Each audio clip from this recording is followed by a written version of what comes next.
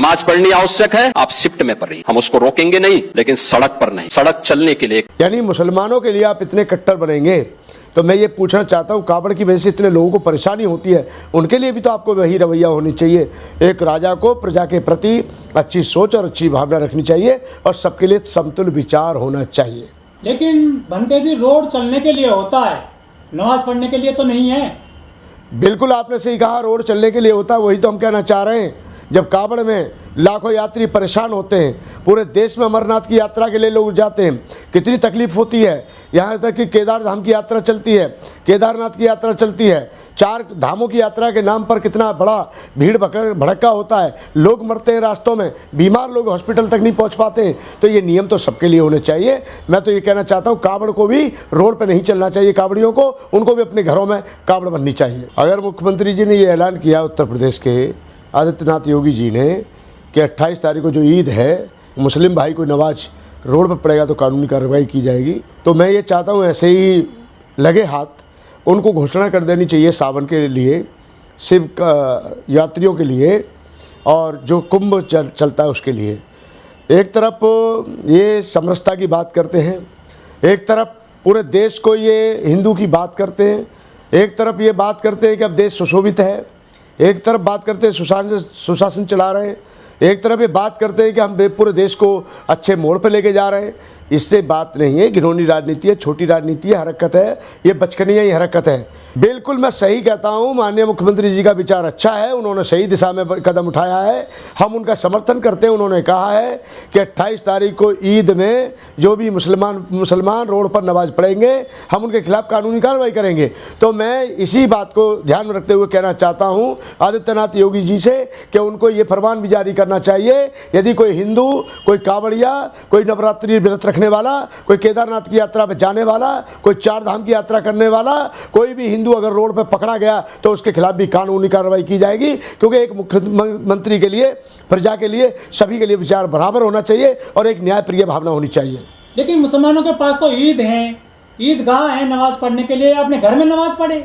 हाँ तो सही बात है, तो कावड़िया क्या करें, कावड़ियों के लिए मंदिर नहीं बने हुए हैं जहाँ वो कावड़िया ला करके जल चढ़ाते हैं, तो वो वहाँ पर अपना जल चढ़ा सकते हैं, उन्हें रोडों पर जाने की क्या जरूरत पड़ रही है, जिसके कारण लोगों में बहुत परेशानी होती है। हम खुद परेशानी भुगतते हैं, यानी कि 4-4, 5-5 दिन में लोग फंस जाते हैं, लोग बीमार पड़ते हैं, लोग मरते हैं।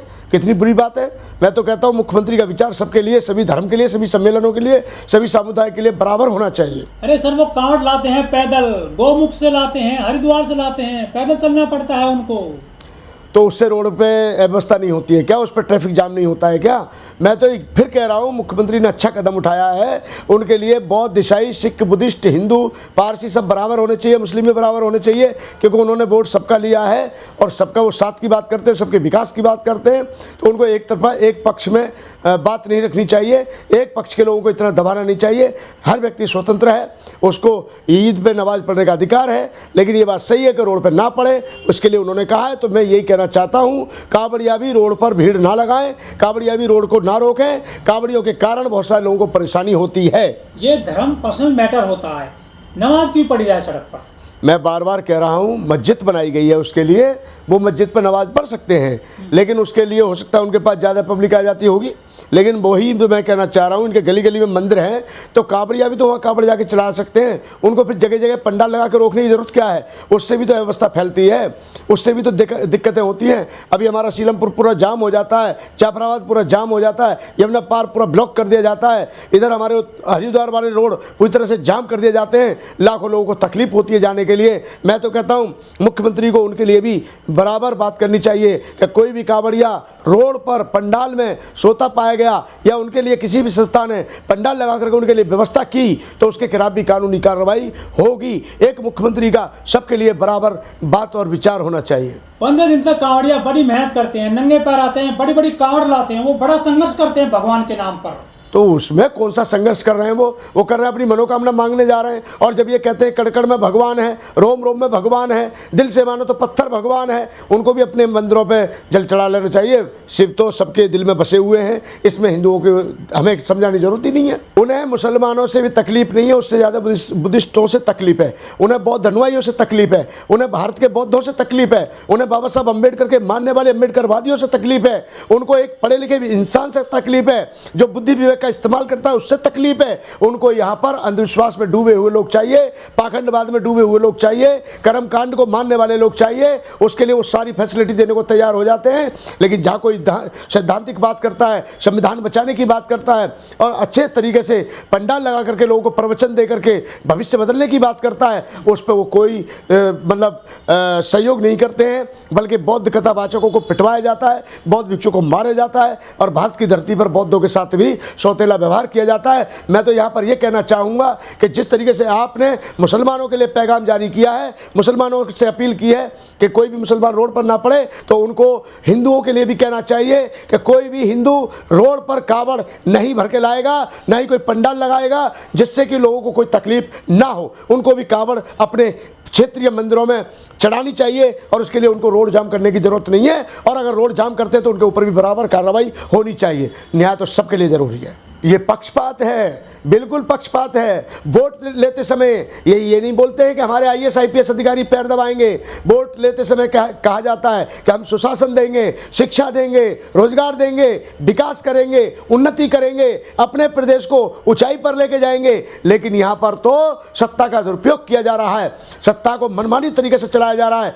आज उत्तर प्रदेश के अंदर 21.5% कोटा है पुलिस का, उसके बावजूद भी किसी जिले में SHO ढूंढने से नहीं मिलते। तो मेरा मानना है कि एक मुख्यमंत्री को या प्रधानमंत्री को सबके लिए सम्यक दृष्टि रखनी चाहिए, सबके लिए अच्छी सोच होनी चाहिए। वो क्यों बरसाएंगे उन पर फूल? मैं एक बात पूछना चाह रहा हूँ, जिन मुसलमानों से तकलीफ है, बौद्धों से तकलीफ है, उनको और किसी तकलीफ ही नहीं है, वो क्यों बरसाएंगे? ये कुंभ थोड़ा ही है जो कुंभ के लिए ट्रेनों में मनमानी तरीके से लाखों लोग आए थे, फ्री गए थे, फ्री आए थे, और वहाँ कई सौ किलोमीटर में जाम ही जाम देखने को मिला था। कितने लोगों की जानें गई थी, कितने लोग उसमें मरे थे, कितने परिवारों में दिक्कतें फैल रही थी। तो इससे इनको कोई लेना देना नहीं है।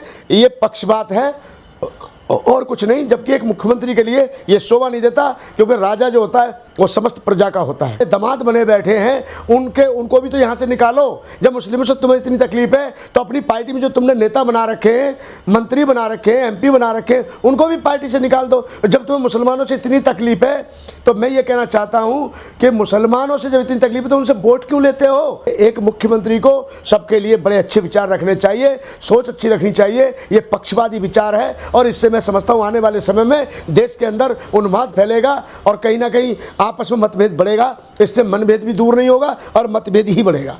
अच्छा, और जब ये सबको कहते हैं तुम हिंदू हो, तुम हिंदू हो, जिनको ये हिंदू मानते ही नहीं, आप, ये बड़े शर्म की बात है। जिस दलित समुदाय को, जिस OBC समुदाय को, जिस बैकवर्ड समाज को, जिस ST समाज को ये हिंदू कहते हैं, उनको तो मौलिक अधिकार आज भी नहीं मिलते हैं। मैं ये बार बार कहता हूँ कि ये सरकार जो है सिर्फ और सिर्फ अपने मतलब के लिए, अपनी पार्टियों के लिए है, अपनी पार्टियों के लिए कार्यालय बना रही है।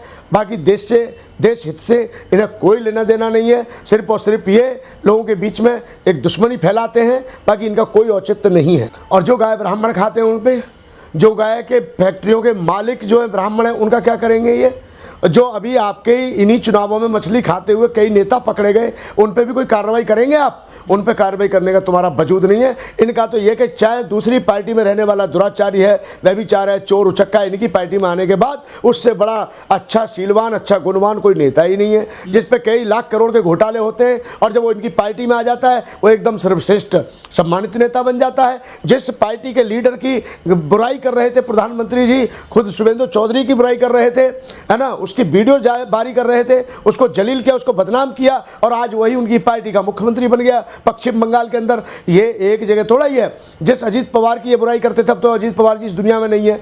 अजीत पवार की ये मतलब जांच करवाते थे, फिर इन्हीं की पार्टी का उप मुख्यमंत्री बना। कुल मिलाकर के ये कहेंगे कि एक मुख्यमंत्री का या प्रधानमंत्री का एक जाति के लिए, एक धर्म के लिए इतना झुकाव ठीक नहीं होता। उसके लिए सभी बराबर होने चाहिए।